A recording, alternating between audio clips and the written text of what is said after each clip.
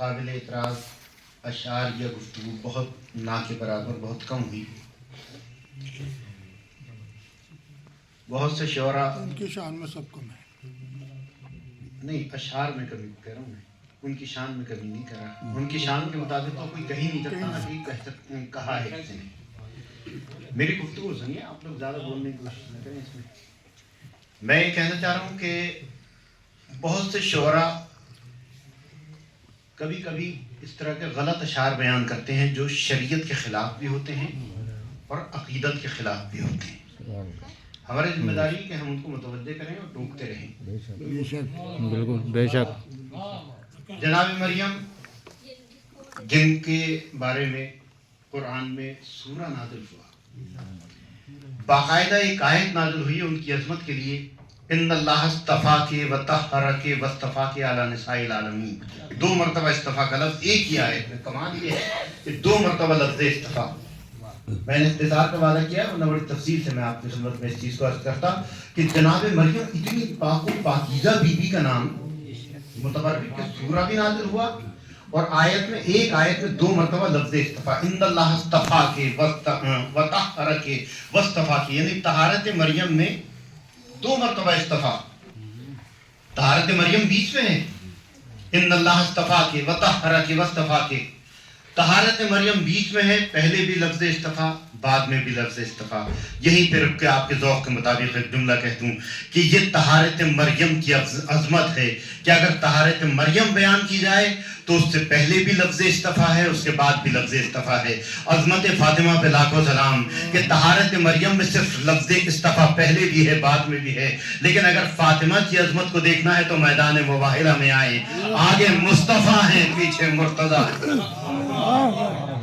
تو جناب مریم بہت پاک بات کی. جناب عیسیٰ کی والدہ ہیں، ایک نبی کی والدہ ہیں، خود معصومہ ہیں، مطہرہ ہیں.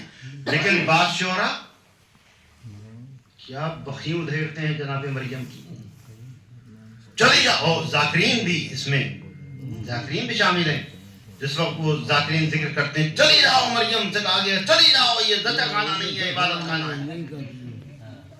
اللہ نے ایسے نہیں کہا ہے. جناب مریم پاک باز بی بی ہیں، بیت المقدس میں رہتی تھی. وہ مقصد تھا کہ اللہ نے کہا کہ مریم یہاں سے چلی جاؤ. اس لہجے میں نہیں کہا کہ مریم چلی جاؤ، یہ عبادت خانہ ہے، زچہ خانہ. یہ توہین مریم ہے. مریم بہت معصومہ بی بی ہیں. سورہ نازل ہوا ہے قرآن میں، آیت میں باقاعدہ عزت کے ساتھ ذکر کیا گیا ہے. جناب عیسیٰ پیغمبر ان کی والدہ ہیں. لیکن جس وقت ذکر کیا جاتا ہے خاص طور سے خانہ کعبہ کے مقابلے میں کہ علی کی والدہ سے کہا آ جاؤ، مریم سے کہا چلی جاؤ، عیسیٰ کی ولادت نہیں ہوئی اور مولا علی کی ولادت ہوئی. اس کا ایک مقصد تھا. ایسا نہیں ہے کہ معذاللہ توہین کر رہا ہے پروردگار جناب مریم کی. نہیں، جناب مریم بہت باز بیوی ہے، جناب عیسیٰ کی والدہ ہے. مقصد یہ تھا کہ پروردگار عالم الغیب ہے، قیامت تک کے راز سے واقف ہے. وہ جانتا تھا کہ اگر عیسیٰ بیت المقدس میں پیدا ہو گئے تو کل کو عیسائی کہنے والے کہیں گے کہ ہم نہ کہتے تھے کہ یہ اللہ کے بیٹے ہیں.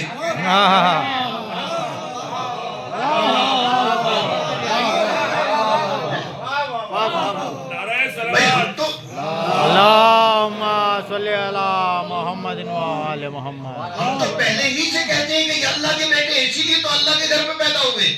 اللہ اس فلسفے کو جانتا تھا. اس لیے کہ مریم اور پوری تاریخ ہے جناب مریم کی کہ جناب مریم جناب عمران کی بیٹی ہیں، وہ نبی ہیں، معصوم ہیں، پاک و پاکیزہ ہیں. جناب حنا جو جناب عمران کی دودہ ہیں، باقاعدہ اللہ نے بشارت دی تھی جناب عمران کو کہ ہم تمہیں بیٹا عطا کر رہے ہیں. یہ اور بات ہے کہ جناب مریم کی ولادت ہوئی، عمران پریشان نہیں ہوئے، نبی تھے، معصوم تھے، اللہ کی مصلحت کو جانتے تھے. حنا غیر معصومہ تھی، پریشان ہو گئی. کہا عمران تم تو ہی کہہ رہے تھے کہ مجھے اللہ نے بیٹے کی بشارت دی ہے. قسم خدا کی اگر مجھ جیسا انسان ہوتا یا پہلی مرتبہ آپ بھی سنے تو شاید آپ بھی مشکوک ہو جائیں گے. اللہ صادق الوعد ہے. جناب عمران نبی ہیں، پیغمبر ہیں، ان سے کہہ رہا ہے کہ میں تمہیں بیٹا عطا کروں گا. اگر بس یہیں تک گفتگو ہوتی تو شاید مجھ جیسا انسان یقیناً بہک جاتا. لیکن اللہ نے یہ نہیں کہا کہ میں بیٹا عطا کر رہا ہوں، نہیں، بلکہ کہا کہ میں تمہیں ایسا بیٹا عطا کر رہا ہوں جو نابینا کو بینا کرے گا، جو مریضوں کو شفا عطا کرے گا، جو مردوں کو اللہ کے حکم سے زندہ کرے گا. پیدا ہو گئی بیٹی. عمران خاموش ہیں، حنا بے چین ہیں. کہ عمران تم تو ہی کہتے تھے کہ اللہ نے تم سے بیٹے کا وعدہ کیا اور یہ تو ہو گئی بیٹی. عمران خاموش ہے. لیکن اب جو مریم کے یہاں بیٹا پیدا ہوا اور اس میں یہی صفات نظر آئے کہ نابینا کو اللہ کے حکم سے بینا کر رہا ہے, مریضوں کو شفا, مردوں کو اللہ کے حکم سے زندہ کر رہا ہے, تو بات سمجھ میں آ گئی. اب کائنات کا کوئی انسان یہ نہیں کہتا کہ یہ عمران کے بیٹے نہیں ہیں. قرآن کے خلاف ہو جائے گا, دائرہ اسلام سے نکل جائے گا. ہر آدمی مانتا ہے کہ اللہ نے عمران کو بیٹے کی بشارت دی تھی جو نابینا کو بینا کرے گا, مریضوں کو شفا دے گا, مردوں کو اللہ کے حکم سے زندہ کرے گا. ہر انسان مانتا ہے کہ عمران چاہے مریم کے بیٹے ہیں, لیکن عمران کے بیٹے عیسیٰ چاہے مریم کے بیٹے ہیں, لیکن وہ عمران کے بیٹے شمار کیے جائیں گے. ارے جس انداز سے عیسیٰ مریم کے بیٹے ہونے کے بعد عمران کے بیٹے ہو سکتے ہیں, اسی انداز سے حسن و حسین فاطمہ کے بیٹے ہونے کے بعد بیٹے ہو سکتے ہیں. جناب مریم کی بہت بڑی عظمت. اللہ نے صرف یہ کہا کہ اگر عیسیٰ کی ولادت یہاں ہو گئی تو عیسائیوں کو کہنے کا موقع ملے گا کہ ہم تو پہلے ہی کہتے تھے کہ اللہ کے بیٹے ہیں. اس لیے اللہ نے بڑے احترام سے کہا, پوری تفصیل ہے جناب مریم کے قرآن کریم میں کہ کس کس انداز سے بیت المقدس میں رہی اور کس کس انداز سے وہاں پرورش پائی. لیکن ولادت کے وقت کہا کہ اب تم کھجور کے پیڑ کے نیچے بیٹھو, وہاں پر ولادت ہوگی. لیکن فاطمہ بنت اسد سے کہا کہ آؤ اندر آؤ, جوف کعبے میں آؤ. کیوں؟ اس کی بھی ایک مقصد ہے. یوں ہی نہیں کہ اللہ نے کہہ دیا کہ آؤ.